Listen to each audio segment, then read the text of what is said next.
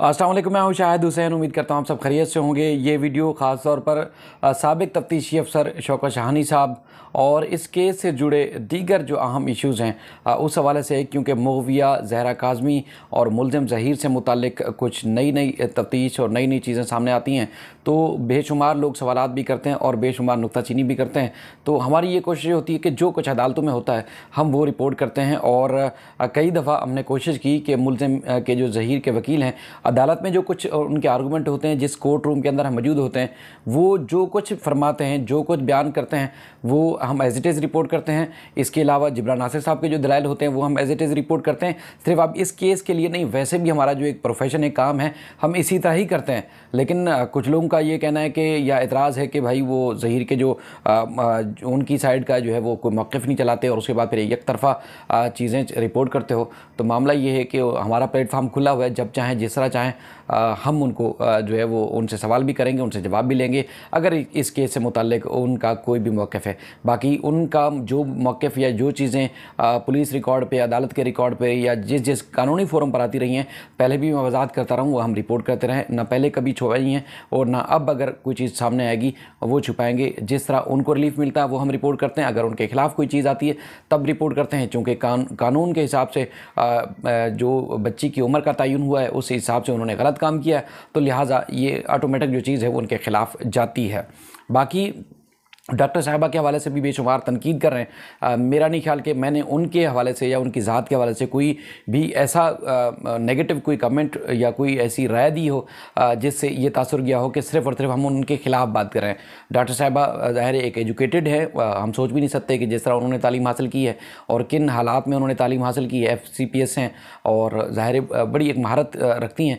लेकिन चूँकि उनका मामला है सिंध महकमा सेहत सिंध और उनके दरमियान, अब इस केस में जब आई हैं तो तब सबके सामने इंट्रोड्यूस हुई हैं। इससे पहले तो किसी को नहीं पता था कि डॉक्टर साहबा क्या हैं, किस तरह हैं। बाकी जो कुछ रवैया था सिर्फ मैंने अकेले नहीं, दर्जनों लोगों ने देखा। रिकॉर्ड पर मौजूद है, अदालत के भी और वहाँ पुलिस के भी रिकॉर्ड पर मौजूद है। हर किसी को उन्होंने कहा कि उन्होंने उनको जान से मारने की कोशिश की, उनको ज़िंदगी के ख़तरात लाके। बहरहाल इंक्वायरी होनी चाहिए और इंक्वायरी बल्कि होनी क्या, इंक्वायरी हो रही है। महकमा सेहत सिंध ने उनको न सिर्फ ओहदे से मुअत्तल किया है और उनके रवैये के ऊपर, जो चूँकि जब ये कोर्ट रूम में केस चल रहा था 1 नवंबर को, उस वक्त महकमा सेहत सिंध के अफसरान कोर्ट रूम में मौजूद थे और जो कुछ हुआ है वो सब कुछ उन्होंने खुद भी देखा है। उनको मुअत्तल करने के बाद उनके खिलाफ तहकीकात हो रही है। उसमें कोई ज़ाती मेहदी काज़मी या जिब्रान नासिर के एतराज़ या डिमांड की वजह से नहीं है कि इनकी डिमांड की वजह से कोई तहकीकात हो रही हों। इस केस से रेलिवेंट अगर कोई चीज़ें हों, शायद उनसे मतलूब हों या पुलिस उनको जो इदारे हैं यानी कि महकमा सेहत या जो कमेटी बनाई गई है, वो अगर उनको कोई रिकॉर्ड चाहिए होगा तो मेहदी काज़मी साहब से या जिब्रान नासिर से जो इनके रवाबित हुए होंगे, क्योंकि मुसलसल वो ना सिर्फ मैसेजेस करती रही हैं, कॉल्स भी करती रही हैं, तो वो पहुँचाएँगे। इसके अलावा कोर्ट के अंदर जो कुछ उनका रवैया था हमने वो बयान किया। बाकी उनकी ज़ात के हवाले से मैंने कोई ऐसा नेगेटिव अल्फाज इस्तेमाल नहीं किए। वहाँ मैं आखिर तक वहाँ ज़रूर था, तमाम सहाफ़ी वहाँ चले गए थे एक दो के अलावा, तो मैंने चूँकि वहाँ देखा और वो कोशिश की। लेकिन मैंने जो वीडियोज़ थी वो बहुत नेगेटिव जा सकती थी, ना सिर्फ इदारे के हवाले से, हाई कोर्ट के हवाले से, बल्कि डॉक्टर साहिबा की शख्सियत के हवाले से भी मैंने वो नहीं बनाई ही नहीं है। पब्लिक करना तो दूर की बात है, मैंने बनाई ही नहीं है। हाँ, CCTV हाई कोर्ट की मौजूद है, हाई कोर्ट में तमाम कैमरे लगे हुए हैं, वहाँ CCTV फुटेज में रिकॉर्डिंग ज़रूर होगी। लेकिन डॉक्टर साहिबा की शख्सियत, उनकी ज़ात या उनके करैक्टर या उनकी काबिलियत के हवाले से मैंने कोई बात नहीं की। अगर किसी को कोई लगी तो मेरी बात लगी तो मैं ऑन रिकॉर्ड उस पर, क्योंकि मैंने पहले भी नहीं कभी किसी की शख्सियत के ख़िलाफ़ जाकर बात करने की कोशिश की। अगर डॉक्टर साहिबा को या उनके किसी भी या ये तासुर गया है कि मैंने कोई ऐसी नेगेटिव बात की तो उसके लिए मादरत। लेकिन जो केस में आया, जिस तरह आया या जिस से जुड़ा रहा, उसके लिए जो है कभी भी हमने नहीं सोचा कि उसकी ज़ात या उसकी ज़ातियात के ऊपर जाए। क्योंकि जो कुछ रवैया उनका रहा वो दुनिया ने देखा, सिर्फ मैंने नहीं देखा। हाँ, हमने रिपोर्ट किया, वो चीज़ रिपोर्ट की जो कोर्ट के अंदर हुई। बाकी कोई नेगेटिविटी हमने फैलाने की कोशिश नहीं की। लेकिन अगर कोई मजीद भी अगर इस पर वजाहत चाहेगा तो वजाहत देने के लिए हम तैयार हैं, लेकिन कभी भी नेगेटिविटी फैलाने की कोशिश नहीं की। शौकत शाहानी साहब के हवाले से भी लोग इसी तरह की बात करते थे। जब आए मैंने उनसे बड़े खलूस से, बड़े प्यार से, इखलास से उनसे सवाल किए। जब उन्होंने कहा नो कमेंट्स, हमने उनको कोई जवाब उनसे या उनके पीछे नहीं लगे कि उनके पीछे लगे हों या हमने उनसे जो है वो बढ़ चढ़ कर जो है उनसे सवालात किए हों। शौकत शाहानी सिटी कोर्ट में, हाई कोर्ट में जब आए, अगर बात नहीं भी करना चाहते, वो पुलिस अफसर से, बावर्दी पुलिस अफसर थे, अगर वो चाहते तो जवाब नहीं देना तो नहीं करते हम बात। लेकिन जब जब हमने सवाल किए उन्होंने खुद जवाब दिए, उसमें जो ज़ाहिर है वो जो जवाब दिए गए वो पुलिस डिपार्टमेंट के लिए इन्वेस्टिगेशन के ऊपर सवालात उठा रहे थे, उंगलियां उठा रहे थे, पुलिस के ऊपर नेगेटिव खुद ब खुद गए। तो इसमें सवाल करने वाले का कसूर तो नहीं है, जवाब देने वाले का कसूर है।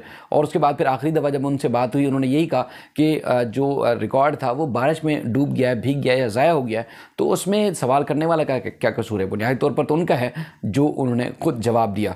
बहरहाल इस वजह से बताया गया है कि उनके ऊपर जो ज़ाहिर उनकी इन्वेस्टिगेशन के ऊपर और बेशुमार जो उनकी जो बातें थी, उनका जो तरीक़ाकार था तहकीकात का, और इस केस में जिस तरह वो हाईलाइट हुए हैं, तो बताया गया है एक, बल्कि नोटिफिकेशन भी आपने थंबनेल में ज़रूर देखा होगा, शौकत शाहानी जो कि DSP AVCC थे, उनको कराची से उनका तबादला कर दिया गया है, बल्कि आप ये कह सकते हैं कि उनको काले पानी की सज़ा दी गई है।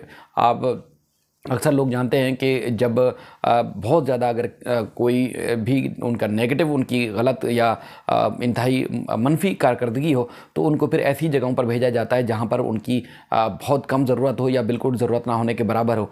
तो शौकत शाहानी साहब को कराची से कश्मीर उनका तबादला किया गया है, बाकायदा तौर पर नोटिफिकेशन जारी किया गया है और कहा गया है कि अब शौकत शाहानी साहब यहाँ पर कराची में ड्यूटी सर अंजाम नहीं देंगे, बल्कि कश्मीर जो कि सिंध का सबसे आखिरी ज़िला है, वहाँ पर इनका जो है वो तबादला किया गया है। शौकत शाहानी साहब के हवाले से उनको जो है वो बाकायदा तौर पर इनको यहाँ से मुंतकिल किया गया है। DSP है AVCC और CIA में कराची रेंज में, और इनको जो ट्रांसफ़र किया गया है फौरी तौर पर कहा गया है कि डिस्ट्रिक्ट कश्मीर में DSP ही रहेंगे AVCC के, और उनको जो है कश्मीर उनको फौरी तौर पर जो है उनका तबादला किया गया है।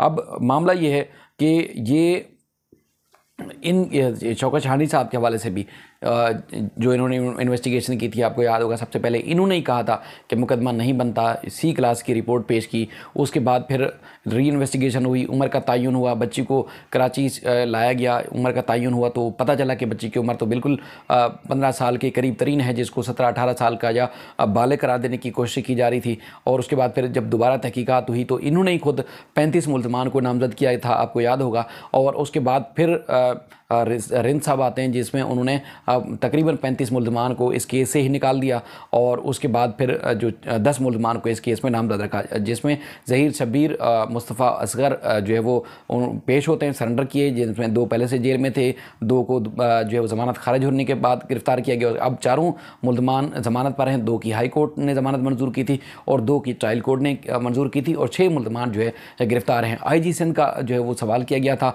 उनका भी मौक़िफ़ आ चुका है। IG सिंध कहते हैं कि जिस तरह इस मुग़विया से मुताल्लिक़ जो केस है, हमने पहले भी भरपूर तरीके से कारकर्दगी दिखाई, और जिस तरह रेलिवेंट बनता था हमने वहाँ पुलिस ने प्रोग्रेस दिखाई। अब मफरूर मुल्ज़मान की गिरफ़्तारी के लिए भी हम भरपूर कोशिश कर रहे हैं। अदालत ने जो हुक्मनामा जारी किया है उस पर अमल दरामद किया जाएगा। अब इस केस में चूँकि आगे की डेट है, मैंने पहले भी आपको बताया था कि चूँकि पहले जो था वो रिमांड या इसके चालान और उसके बाद फिर दीगर छोटी छोटी दरखास्तों के हवाले से ट्रायल कोर्ट में बाकायदा तौर पर तकरीबन रोज़ाना की बुनियाद पर या हर दूसरे तीसरे दिन में केस की समाअत हो रही थी।